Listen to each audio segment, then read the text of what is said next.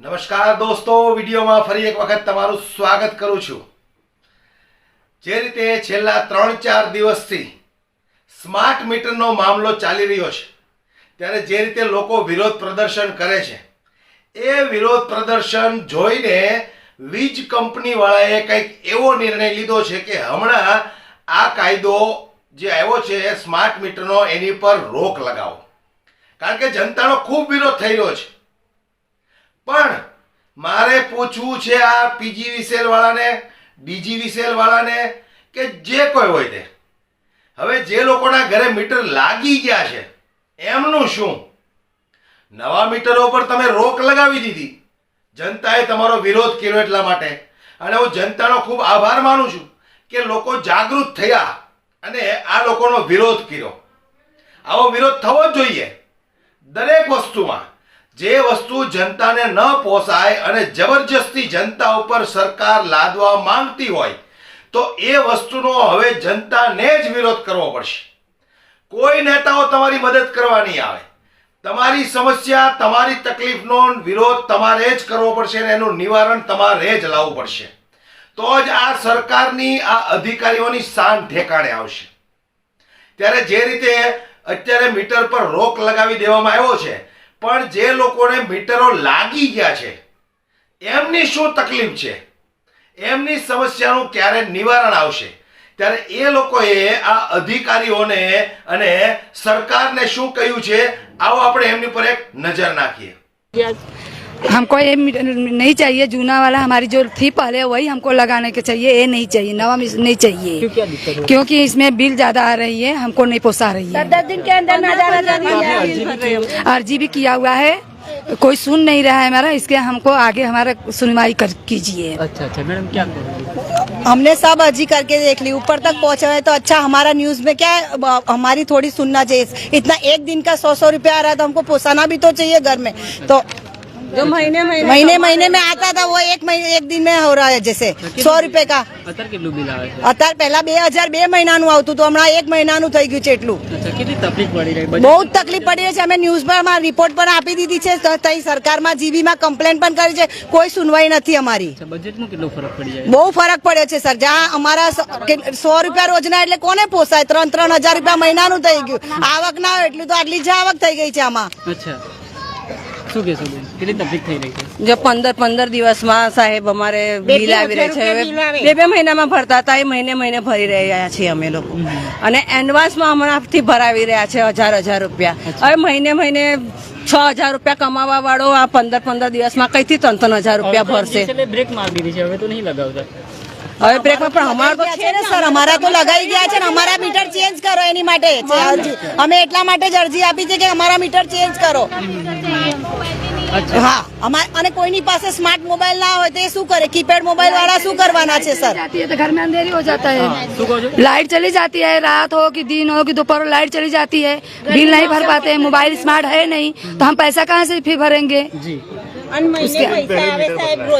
हमको पहले मीटर बदलना चाहिए, हमको जो जूना था हमारा वही मीटर चाहिए, हमको नवा मीटर नहीं चाहिए। हाँ, इसमें बहुत दिक्कत हो रही है। इसमें हमको बहुत दिक्कत हो रही है, क्योंकि दौड़ा हमको बहुत हो जा रही है। जाके 6 नंबर वार्ड में लाइन लगाओ तो वहाँ भी बहुत गर्दी होती है, अपने पास इतनी टाइम होती नहीं है। हमको ये जूना चाहिए, हमारा नवा वाला मीटर नहीं चाहिए। ये स्मार्ट मीटर की वजह से आपको बाहर आना पड़ा। हाँ, इसके लिए तो हमको अब इसके लिए तो आज देखो कितनी पब्लिक बाहर आके खड़े हो गए हैं ना। क्या हो रहा है? हाँ, पैर जल रहा है मेरा, ये मीटर के वजह से हमको बाहर आना पड़ा है साहब। हमका जो मीटर हमारा जूना था हमको वही चाहिए। हमको हमारे अकेला सब्जी वाला धंधा है, मेरा छुटक मजदूरी है। 100 रुपया की जगह मेरा 200 रुपया रोज जा रहा है। हम कहाँ से लाएंगे? हमारे 4 खाने वाले हैं, कहाँ से हम लाएंगे रोज? धूप में खड़े हो तो क्या? हम धूप में खड़े, हमको बहुत तकलीफ पड़ती है। अच्छा, नहीं आपको लगता है कि आपकी मांग स्वीकार? हाँ, तो लगेगा ना, वही लगेगा ना। अच्छा, हाँ, हमको हमारा जो था वही चाहिए। સરકાર ઉપર જો બે મહિના से જ ને કઈ ને આગળ મોદીજી આપણે કમળને આપીશું વોટ તો ભાજપ તો સ્વીકારશે ને અમારી મરજી. કોઈને ઉપર સુધી તો પહોંચ જશે જ ને. અરજી જીબી વાળા નહીં સ્વીકારે તો કોઈ બી આપણા સરકાર છે એ તો સ્વીકારશે ને અમારી અરજી કે લાઇટ બિલ આ લોકોને નહીં પોસાતું, સ્માર્ટ મીટર બદલો બસ અમારી. આજે તમામ લોકો છે અકોટા ચાલીના છે, પટેલ ચાલીના રહેવાસીઓ છે, તેઓ સ્માર્ટ મીટરને લઈને વિરોધ કરી રહ્યા. તમે શું કહેશો? હવે 15-20 દિવસ સ્માર્ટ મીટર ચેન્જ કરી ગયા છે, એને બી કીધા વગર ચેન્જ કરી ગયા છે. અને જે યુનિટ જે ફરે છે એ ડબલ યુનિટ ફરે છે ને એક દિવસનો 100 રૂપિયા ચાર્જ લાગે છે. હવે 9 દિવસના 900 રૂપિયા ચાર્જ ભર્યો છે અને કોના જોડે સ્માર્ટ મોબાઈલ છે નહીં.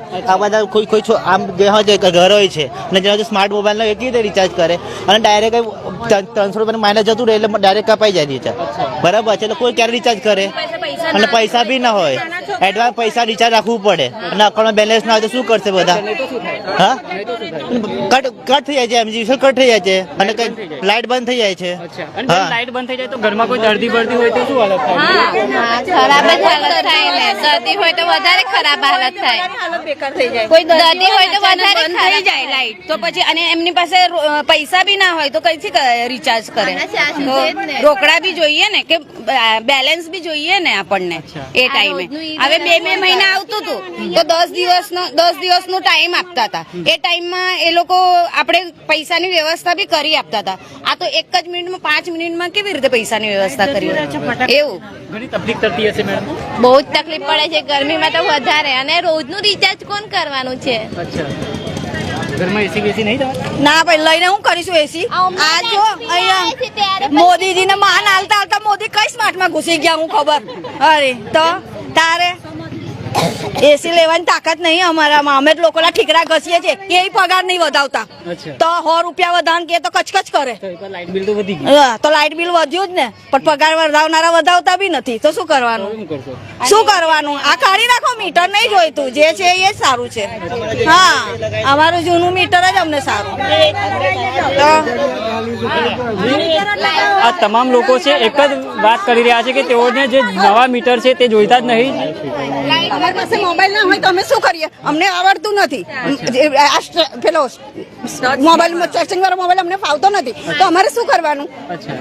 તો આવી રીતના અમને ફાવતું નથી એટલે અમને જે રિચાર્જ કરવું હોય તો બીજાના ભરોસે. હા, બીજાના ભરોસે બેહવાનું. જયારે મોબાઈલમાં રિચાર્જ કરવાના પૈસા ના હોય તો અમે લાઇટ બિલના પૈસા કઈથી ભરીએ? હા, તમને આ પોસાતું નથી તો અહીંયા નહીં બદલે તો તમે શું કરશો? તો અમે આગળ આંદોલન કરીશું. ગાંધી ચીમકી તરફથી અમે આંદોલન કરીશું. हाँ, लड़ीશું, આગળ જઈશું. हाँ, वहाँ जाएंगे हम लोग सब जन नहीं बदलेंगे तो. हाँ, हमको चाहिए, हमको 2-4 दिन के अंदर में बदल के दूसरा जूना वाला चाहिए. हाँ, जूना वाले गरीब इंसान कहाँ से लाइए? પડેગા અમારા. हमको चाहिए. એવું છે ને, જે જીબી માં ગયેલો હું, જીબી વાળાને પોતાને નોલેજ નહીં કે આ મીટરમાં શું ચાલે છે ને કેટલું રનિંગ પડે છે, એ લોકોને પોતાને નોલેજ નહીં. આજે મેં પોતે ગયેલો, મેં અરજી 9 તારીખે 5મા મહિના 2024 આપેલું. બરાબર છે.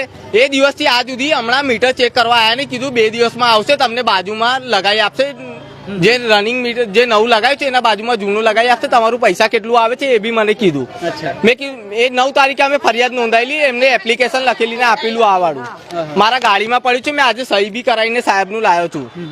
તો ત્યાંથી એવું કીધું કે હમણાં તમારું 2 દિવસમાં આવશે, તમારા ત્યાં બાજુમાં નાખી આપશે જૂનું મીટર ને તમારું કેટલું પડે છે એ જોઈએ. લેકિન રીડિંગ જોયે છે, લેકિન મારું 51 રૂપિયા 56 પૈસા કેવી રીતે 2 દિવસના રીડિંગ પડે છે? મેં 2 દિવસ સરખું થોડી ચલાવ્યું છે તો એ કમ સરખું પૈસા પડે છે.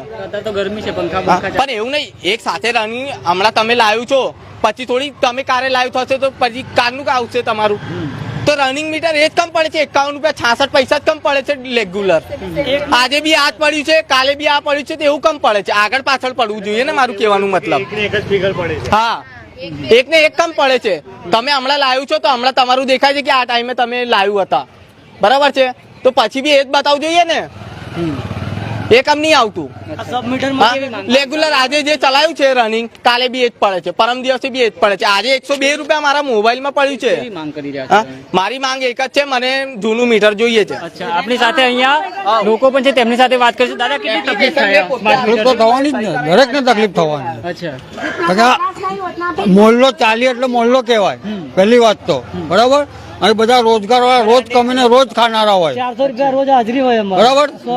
એવા લોકોમાં આમાં ઘણા જે સિનિયર સિટીઝનો હોય છે એ લોકોને જો એન્ડ્રોઈડ મોબાઈલ વસ્તુ શું છે જ પહેલી વાત તો ખબર નથી હોતી. અચ્છા. બરાબર, હવે અમુક મોબાઈલમાં એપ્લિકેશન બી ડાઉનલોડ નથી થતી તે લોકોને, તો પછી રિચાર્જ નથી કરાવવાના. મજૂરી જેને રોજ 200-300 રૂપિયા કમાનારા રિચાર્જ કેવી રીતના કરાવે? દાદા ઘરે પંખા તર બેઠા હોય તો અચ્છા બોલો બોલો. એમને જે મીટર બદલવા આવ્યો ને એમાં એટલું એમનું ફાસ્ટ કામ હતું ને, એક દિવસની અંદર 60-70 મીટર બદલી ગયા. અને જયારે આપણે મીટરની ઘરની અરજી કરવા જઈએ છે ને ત્યારે સ્વીકારતા જ નથી અને આવતા જ નથી કે આ પરિસ્થિતિ થઈ ગઈ કે ભાઈ વડીલ, પંખાની જરૂર હોય તો આ આપણે કોઈ એસી બેસી વાળા તો છે નહીં, બરોબર છે. આપણે સામાન્ય માણસ, રોજે કમાવાનું ને રોજે ખાવાનું. હવે એની અંદર મેં નહીં તો 15 દિવસની અંદર 2000 રૂપિયા ભરી દીધા છે. 2000 મારી પાસે હવે ખાલી 90 રૂપિયા જેવા કંઈક બાકી રહ્યા છે. હવે છેલ્લે હું જોઈશ એ મીટર બધું ભાડમાં ગયું. હું મારી રીતના ડાયરેક્ટ ટાંગી દેવાનો છે, કેમ કે મને ના પોસાય આ બધું. જેને જે તોડવું હોય તોડી લે. પછી મહિનાનું 10,000 કમાતો હોય એ ના પાય ભાઈ, હું તો રોજગાર છું. 2 મહિનાનું બિલ 1500. હું જયારે કમાઈશ, અમારે તો રોજે ખાડો ખોદવાનું ને રોજે પાણી પીવાનું, એવા બધા છે. આ બધું જે કર્યું છે ને બહુ ખોટું કરેલું છે. આપણાને આ બધું નહીં પોસાય. હવે હું તો ડાયરેક્ટ કરી દેવાનું. અચ્છા જેને જે તોડવું હોય તોડી લે. અચ્છા હા, અચ્છા તો કેવી માંગ કરી રહ્યા છો તમે? જે મીટર હતું એ આપી દો ને અમારું.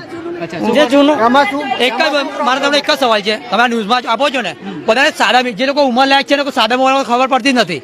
આજે ગામડામાં તો કોઈ ખબર નથી પડતી. સ્માર્ટ મીટર બંધ જ કરી દો અને એ સાદા મીટર જગ્યા આપો. આવું ખોટું જ છે.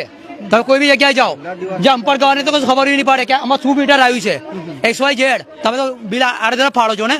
90 રૂપિયા 70 રૂપિયા કોની પાસે વૃદ્ધો પૈસા હોય છે ને, જે મારે 5,000 રૂપિયા કમાતું હોય એની પાસે ઘર હું ચલાવશે કે સામાન ભરશે કે ઘર ચલાવશે? ઓલરેડી બંધ જ કરી દો આ. તો હવે આ લોકોના મીટર ક્યારે રદ થશે? એ લોકોને તો મીટર ફિટ થઈ ગયા છે. તો વધુમાં વધુ વિડીયો શેર કરો કે આ લોકોની પણ જે કાંઈ તકલીફ છે એ સમસ્યાનું નિવારણ આવે. કારણ કે જે લોકોને મીટર લાગી ગયા છે હવે ત્યાંથી મીટર કઢાવવા એ બહુ મહા મુશ્કેલીનું કામ છે. એટલે જે રીતે લોકો જાગૃત થયા છે એ જાગૃતતા તમારી કાયમને રાખજો, નહીતર આ લોકો તમારા ઉપર ચડી બેસશે. મારે તો એટલું જ કહેવું છે કે વધુમાં વધુ જાગૃત બનજો.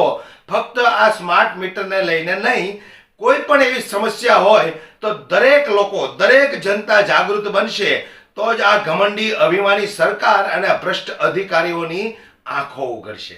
વધુમાં વધુ વિડીયો શેર કરો, દરેક લોકો સુધી પહોંચાડો, દરેક લોકોને ખ્યાલ આવે.